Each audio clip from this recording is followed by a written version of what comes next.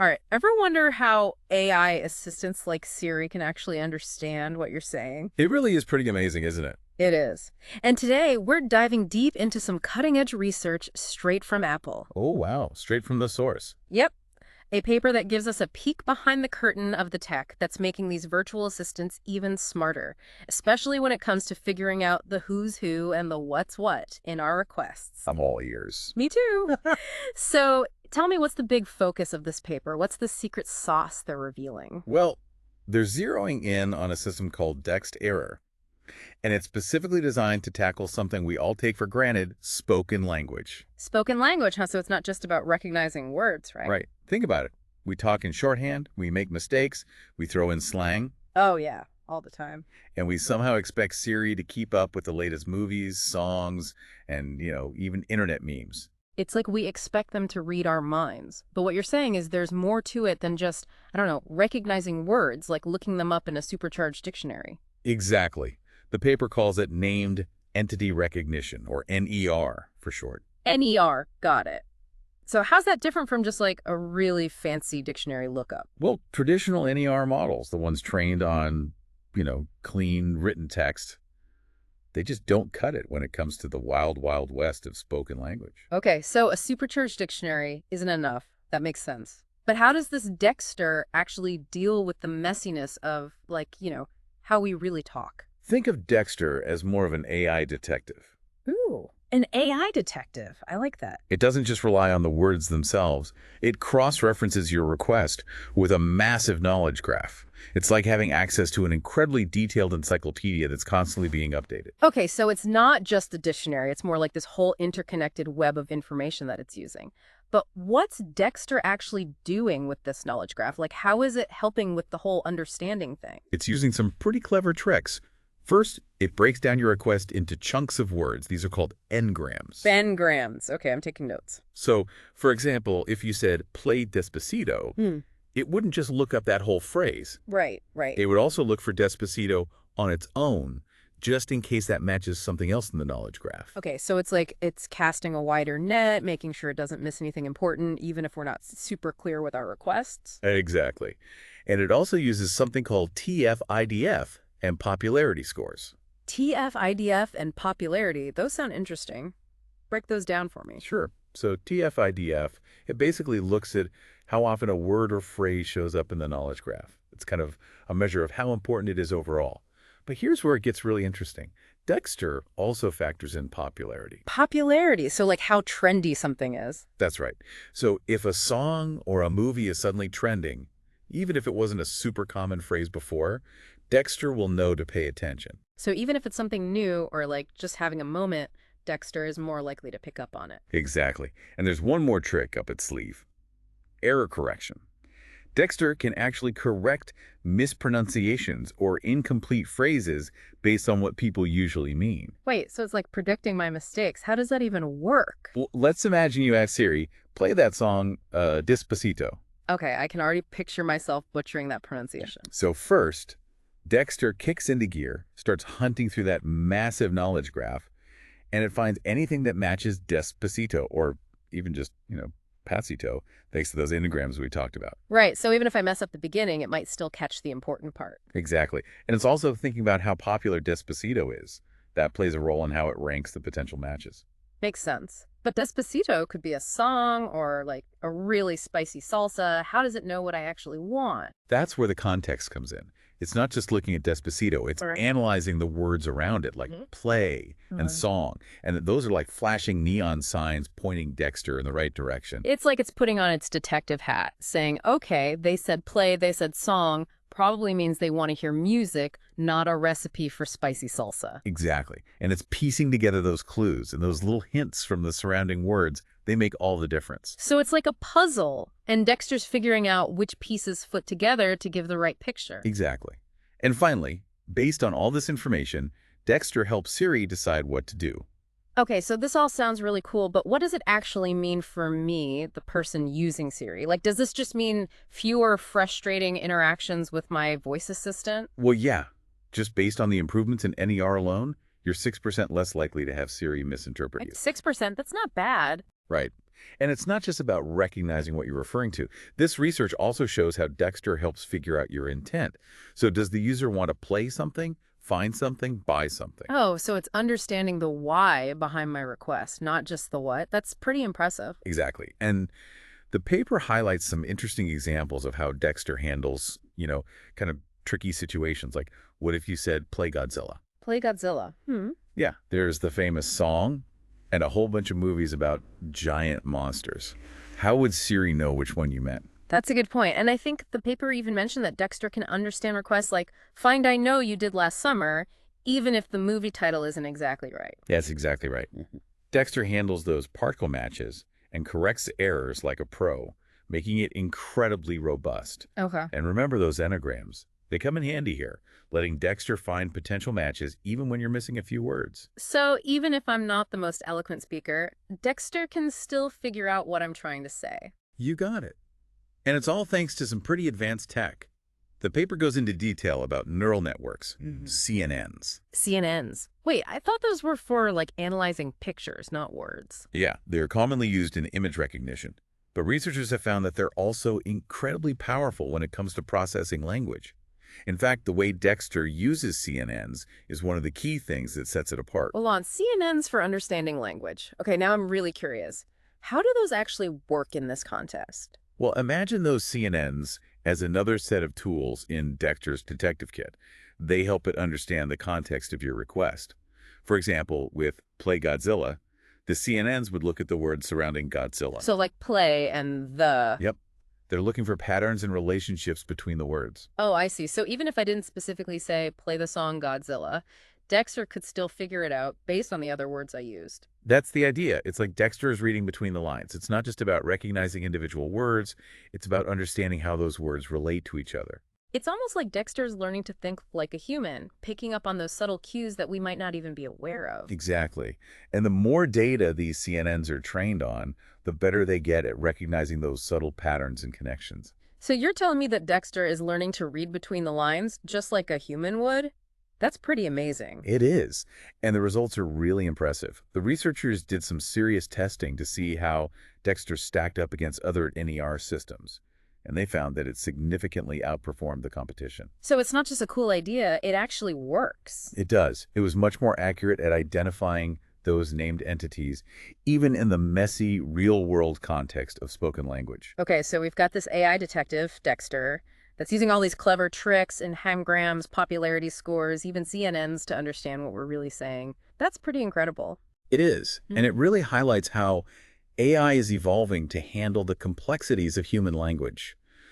As we've been talking about Dexter and how it decodes our requests, it's become clear that this is about much more than just making Siri understand us better. Yeah, it almost feels like we're talking about a whole new level of human-machine interaction, right? Right. Dexter is like a step towards technology that understands us on a deeper level. It adapts to the way we actually speak, which, as we've established, is often, messy and full of nuances. Which makes me think about something you mentioned earlier, the knowledge graph. It's not just about the algorithms, it's about the information that Dexter has access to, like its knowledge base. Absolutely.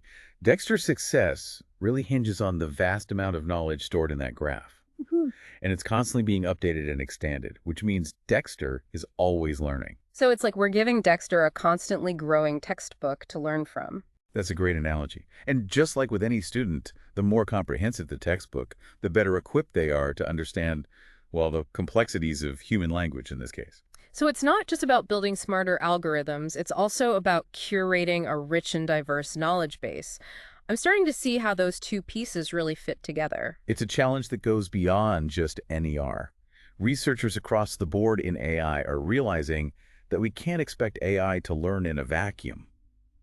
It needs that connection to the real world, the information about it, to actually make sense of it. So it's like we're building a bridge between the human world and the machine world, and that bridge is made of information, made of data. I love that. A bridge made of data. And the more high-quality data we can feed these AI systems, the stronger and more reliable that bridge will become. Okay, that makes sense. But let's get a little more specific here. We've talked about all these neat tricks Dexter uses, the engrams, popularity scores, all that. But how does it actually connect those things to the information in the knowledge graph? It's like we've got all the ingredients, but we need the recipe. You're right. Let's go behind the scenes and see how the magic happens. Remember that search engine we talked about? Mm. That's the key to connecting to that vast knowledge base. So Dexter have its own little Google, but just for understanding what we're talking about? You could think of it that way, but it's highly specialized for NER. It's not searching the entire internet. It's searching that curated database of entities, the knowledge graph. Got it. So when Dexter hears me say, let's say, play Bohemian Rhapsody, Mm. doesn't just look up the entire phrase, it breaks it down and searches for each part separately. Exactly. Those n-grams come into play here. It might search for Bohemian Rhapsody and Bohemian Rhapsody, all individually, and pull up a list of possible matches from the knowledge graph for each one. So it's casting a wide net and then narrowing down the possibilities based on what makes the most sense given all the information it has. Exactly. And remember, those TF-IDF scores and popularity rankings, those help Dexter prioritize the most likely matches. Let's say Bohemian Rhapsody is both a song title and a movie title. Dexter might notice that the song is way more popular overall, so it'll get a higher ranking. But if the movie just came out and everyone's talking about it, well, that might shift the ranking in the movie's favor. So it's almost like a detective sifting through clues and trying to build the strongest case for what I actually meant. Exactly. And the crazy thing is, it all happens in a fraction of a second. It's a real testament to modern computing power and, the researchers who designed this system. It is pretty mind-blowing when you think about it. Like, we're talking to our devices, making mistakes, throwing in slang, and they're getting better and better at figuring us out. And honestly, this is just the beginning. As we, keep improving these knowledge graphs and refine those algorithms, who knows what'll be possible? It's pretty exciting to think about. Imagine a world where AI understands not just our words, but our intentions, our emotions, maybe even our unspoken desires. Okay, now hold on. That's getting pretty philosophical. We're not talking about AI becoming sentient, right? No, not at all. But this research, it does point towards a future where technology is much more integrated into our lives, and it understands us better, maybe even anticipates our needs in a way that feels almost intuitive. I think you're right. It makes you think about how we interact with technology today. We have to be so precise, typing in the exact keywords, following specific commands. It's frustrating sometimes. Right. Like we're talking to a computer, not a person. Exactly. And this research suggests that we're moving away from that rigid way of interacting and towards something more natural, more fluid. It's almost like we're teaching computers to speak our language instead of the other way around. That's a great way to put it. And as we've seen with Dexter, it's not about dumbing things down. It's about embracing that richness and complexity of how humans really communicate. But it also feels like there's a lot of responsibility that comes with that, right? If we're building AI that understands us better, well, we need to make sure it's being used for good. You've hit on a crucial point. As we develop more and more sophisticated AI systems, we absolutely have a responsibility to think about the ethical implications. So it's not just about the cool tech, it's about making sure that technology actually serves humanity. Absolutely. And it's not just the responsibility of the researchers and developers. This is a conversation that we all need to be a part of. Policymakers, the public, everyone. It feels like we're at a crossroads, right? We have this incredible technology with so much potential, but we need to be careful and make sure we're steering it in the right direction. And that brings us back to the paper. This research on Dexter, it's an important step forward. But it also raises some really important questions about the future we're creating. Questions about how we want to interact with technology, about the role of AI in our lives, about what it means to be human in a world that's increasingly shaped by intelligent machines. It's a lot to think about, but that's what makes this so interesting. That's not just about the technology. It's about those bigger questions that it raises. And one of those bigger questions, I think, brings us to something we haven't talked about yet. The performance of Dexter. It's one thing to say it understands us, but how do we know it actually works? That's a great point, and it leads us right to the heart of the research. They didn't just build Dexter, they put it through its paces. They wanted to know how well it performed in all sorts of challenging situations. Okay, I'm all ears. Tell me about those challenges. What kind of tests did they put Dexter through? Well, they wanted to know, can Dexter actually handle the messiness of real-world spoken language? Can it accurately identify those named entities even when people mumble, mispronounce, or leave out words? Sounds like a pretty tough test. So how did Dexter do? Did it pass? Oh, it passed with flying colors. They compared Dexter to several other state-of-the-art NER systems, and the results were really remarkable. Okay, give me the details. How did they measure its performance? They used a standard metric called the F1 score, which combines two important measures. precision and recall. Remember those. Right. Precision is about making sure Dexter isn't identifying things as entities when they're not, and recall is making sure it's not missing any. It's all about finding that right balance. Exactly. And Dexter achieved significantly higher F1 scores than those other systems, meaning it was better at both accurately identifying the right entities and avoiding those false positives. That's really impressive. But I'm curious, how did it stack up against systems that use more, let's say, traditional approaches, like those gazetteers we talked about earlier? That's a great question, and you might be surprised to hear this, but Dexter actually outperformed even the gazetteer-based systems. Wow. So even though gazetteers can be helpful, they're just not as effective as Dexter's more sophisticated approach. That's right. Gazetteers can be limited because they're basically fixed lists. They might not contain all the entities a user might mention, especially if they're new or, obscure. So if I try to ask Siri about a brand new song or movie, a gazetteer-based system might be totally lost. Exactly. And that's where Dexter's flexibility really shines. It doesn't rely on those predefined lists. It uses those n-grams, the TF-IDF scores, and error correction techniques to find that best match, even for things that are brand new. It's like Dexter's constantly learning, always expanding its knowledge base based on what people are actually talking about. Exactly. And that's what's so exciting about this research. It's not just about making Siri a little bit better.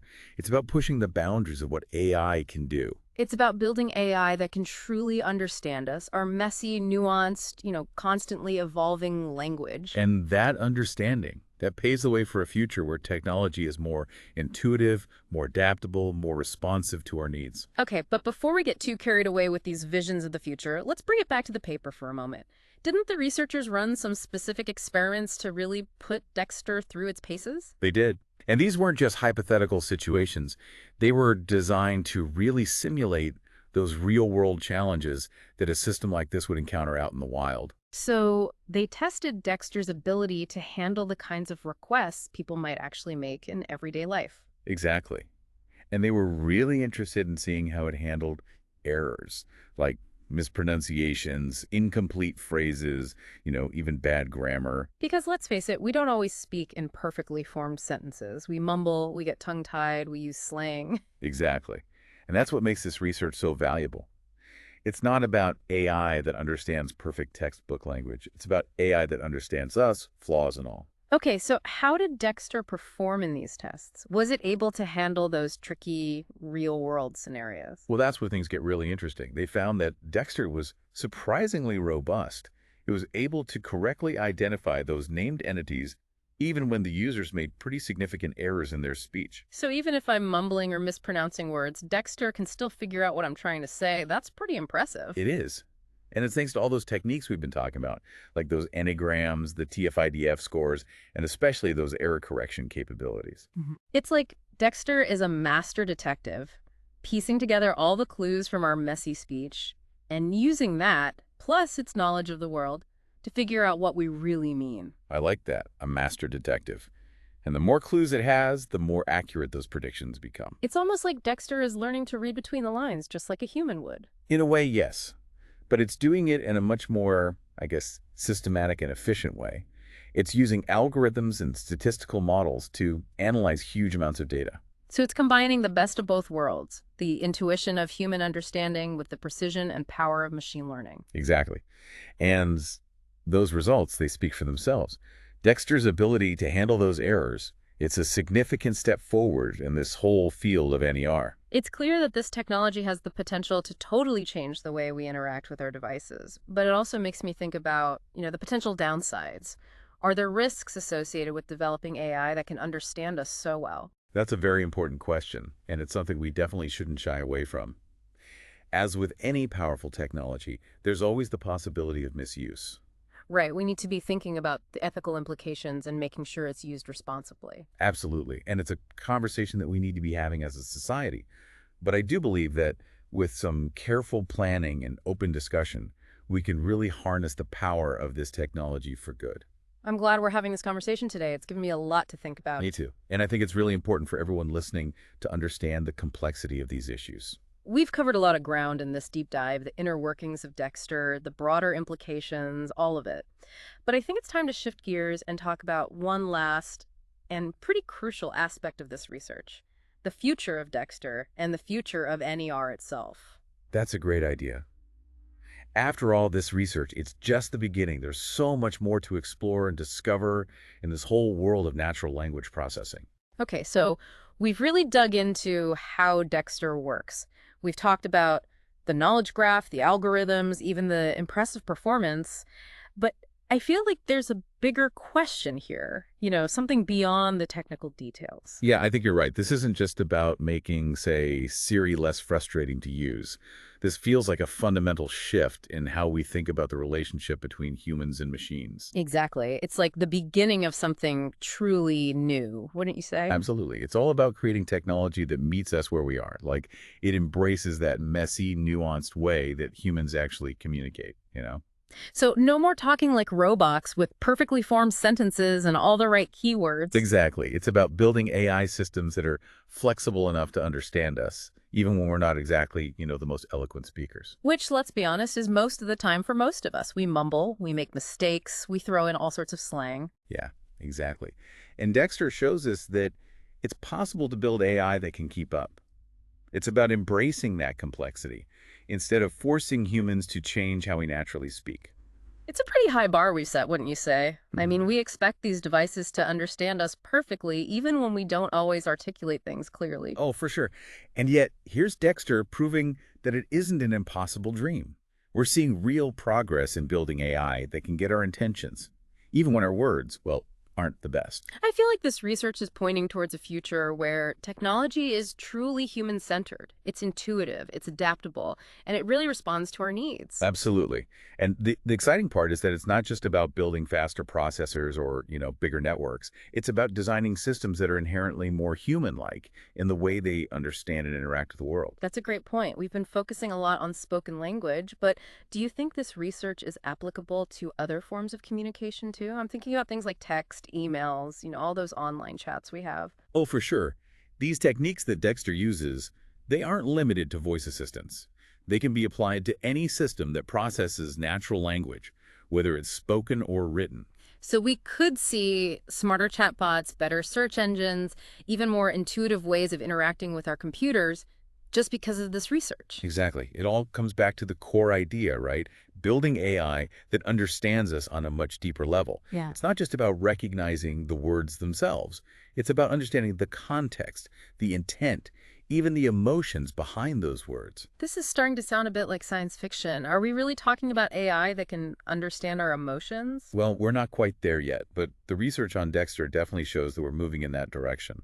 It's all about building systems that can pick up on those subtle cues and nuances in human communication. It's almost like we're teaching AI to be more empathetic, not just understand what we say, but how we feel when we say it. I like that, teaching AI empathy. That kind of understanding could totally change how we interact with technology. Imagine your computer senses your frustration and then offers to help. Or maybe your smartphone adapts based on your mood. It sounds amazing, almost magical, but it also brings up some questions, doesn't it? I mean, what about the ethical side of things? What are the risks of building AI that knows us so well? That's a really important point.